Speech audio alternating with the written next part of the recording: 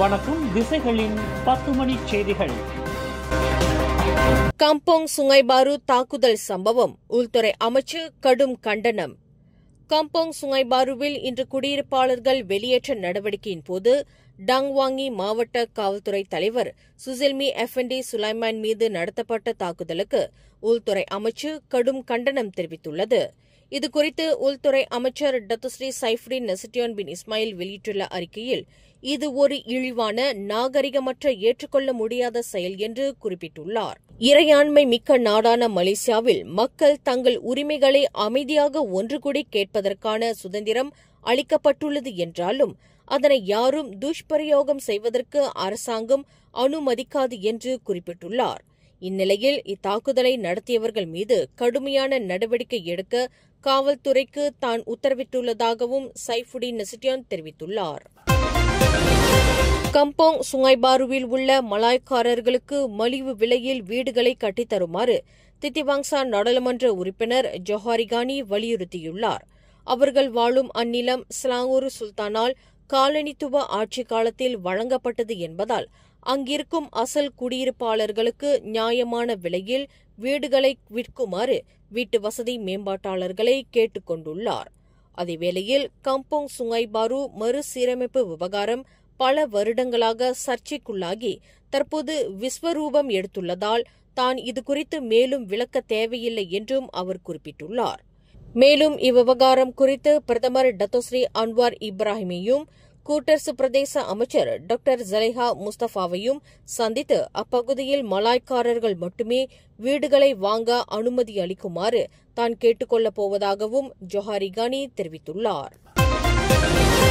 தனக்கு வெளிநாடுகளில் சொத்துக்கள் எதுவும் இல்லை என்றும், அப்படி இருந்தால் தன்னிடம் அது குறித்து தெரிவிக்குமாறும் SPRM அதிகாரிகளுக்கு கிண்டலாக பதிலளித்துள்ளார் முன்னாள் பிரதமர் துன் டாக்டர் மஹதிர் முகமது.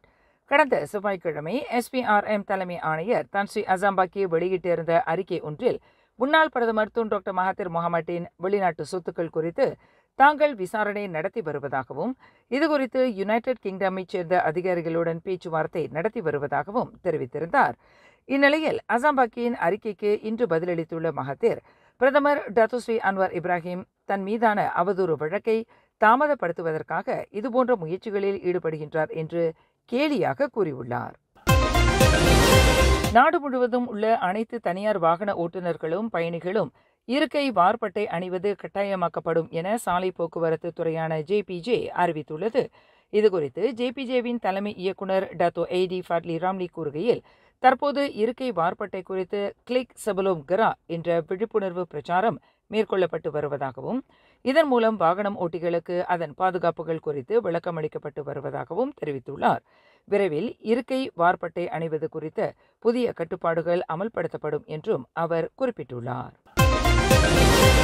மாணவி ஜாரா கைரீனா மஹாதிர் வழக்கில் முக்கிய பிரமுகர்களின் பிள்ளைகளை தொடர்புபடுத்தி முகநூலில் தவறான செய்தி வெளியிட்டதற்காக பெண் ஒருவருக்கு 10,000 ரிங்கிட் அபராதம் விதிக்கப்பட்டுள்ளது. இன்று வியாழக்கிழமை அமர்வு நீதிமன்ற நீதிபதி மர்லினா இப்ராஹிம் முன்னிலையில் 32 வயதான அஸ்மாசியா செடே என்ற அப்பெண் மீது இணைய வசதிகளை முறையற்ற வகையில் பயன்படுத்தியதாக குற்றம் சாட்டப்பட்டது. அதேவேளையில் தன் மீதான குற்றச்சாட்டை அஸ்மாசியா செடே ஒப்புக்கொண்ட நிலையில் அவருக்கு 10,000 ரிங்கிட் அபராதமாக விதிக்கப்பட்டது. முன்னதாக தனது முகநூலில் அஸ்மாசியா வெளியிட்டிருந்த தகவலில் மாணவி ஜாரா வழக்கில் மாநில ஆளுநர், அமைச்சர், காவல்துறை அதிகாரி மற்றும் ஓய்வு பெற்ற கல்லூரி முதல்வர் ஆகியோரின் பிள்ளைகள் சம்பந்தப்பட்டுள்ளதாக குற்றம் சாட்டியிருந்தார் என்பது குறிப்பிடத்தக்கது.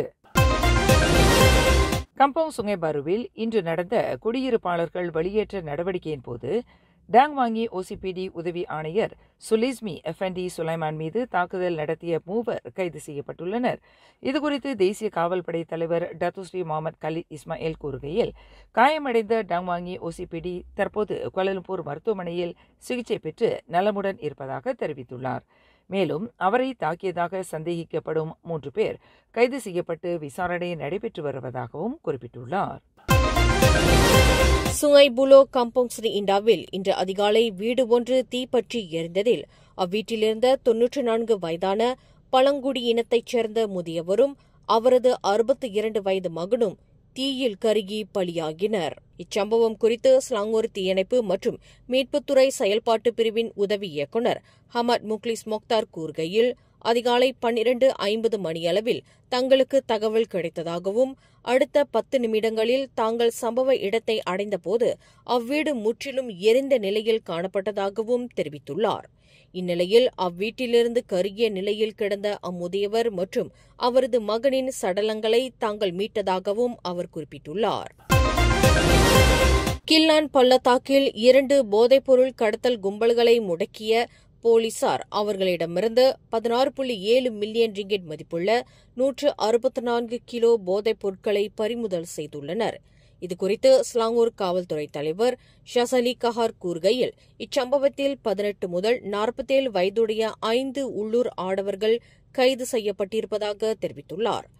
மேலும் அவர்கள் 5வரும் பந்திங், கோலாலம்பூர் அனைத்துலக விமான நிலையம், முனையம் 2 மற்றும் கோலாலம்பூர் என வெவ்வேறு இடங்களில் பிடிபட்டதாகவும் ஷசாலி கஹார் குறிப்பிட்டுள்ளார்.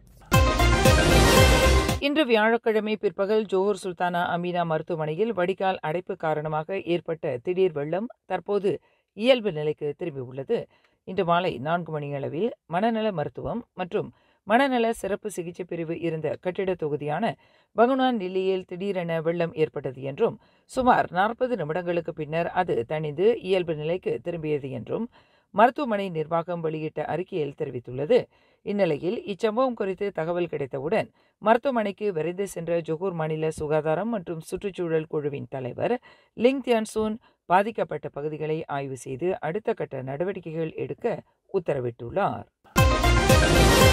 பள்ளி விடுதியின் 3வது மாடியில் இருந்து விழுந்தபோது 13 வயது மாணவியான ஜாரா கைரீனா மஹாதீர் சுய நினைவுடன் இருந்திருக்கலாம் என தடயவியல் நிபுணர் டாக்டர் ஜெசி ஹியூ மரண விசாரணை நீதிமன்றத்தில் இன்று தெரிவித்துள்ளார். ஜாராவின் காயங்களை பார்க்கும்போது அவரது கால்கள் முதலில் தரையில் மோதிய பின்னரே நிலத்தில் அவரது தலை மோதியிருப்பது தெரிய வந்துள்ளது என்றும் டாக்டர் ஜெசி சாட்சியம் அளித்துள்ளார். இதன் மூலம் ஜாரா சுய நினைவுடன் தான் மேலிருந்து விழுந்துள்ளார் என்பதும், ஏற்கனவே மயங்கிய நிலையில் அவர் இருந்திருக்கவில்லை என்பதும் உறுதியாக தெரிவதாகவும் அவர் தெரிவித்துள்ளார். இன்று வியாழக்கிழமை அதிகாலை கில்லான் காப்பாரில் உள்ள ஜலான் கம்பாஸ்கிரி என்ற பகுதியில் சாலை ஓரத்தில் உடலில் பல காயங்களுடன் ஆடவரின் சடலம் ஒன்று கண்டுபிடிக்கப்பட்டுள்ளது. சம்பவ இடத்தில் நடத்தப்பட்ட முதற்கட்ட விசாரணையில் 33 வயதுடைய அந்த ஆடவர் மலேசியர் என்பதும் தெரிய வந்துள்ளது. இந்நிலையில் பிரேத பரிசோதனைக்காக அச்சடலம் தங்கு அம்புவான் ரஹீமா மருத்துவமனைக்கு அனுப்பி வைக்கப்பட்டுள்ளதாக வடக்கு கில்லான் மாவட்ட OCPD உதவி ஆணையர் S. விஜயராவ் தெரிவித்துள்ளார். மேலும் இவ்வழக்கு பெனல் கோட் பிரிவு 320 கீழ் விசாரணை செய்யப்படும் என்றும் அவர் குறிப்பிட்டுள்ளார். மேலும் செய்திகளை தெரிந்து கொள்ள கீழே இருக்கும் பெல் பட்டனை அழுத்துங்கள். உங்கள் மகிழ்ச்சியை வெளிப்படுத்த லைக் மற்றும் ஷேர் செய்யுங்கள். தொடர்ந்து திசைகளோடு இணைந்திருக்க சப்ஸ்கிரைப் செய்யுங்கள்.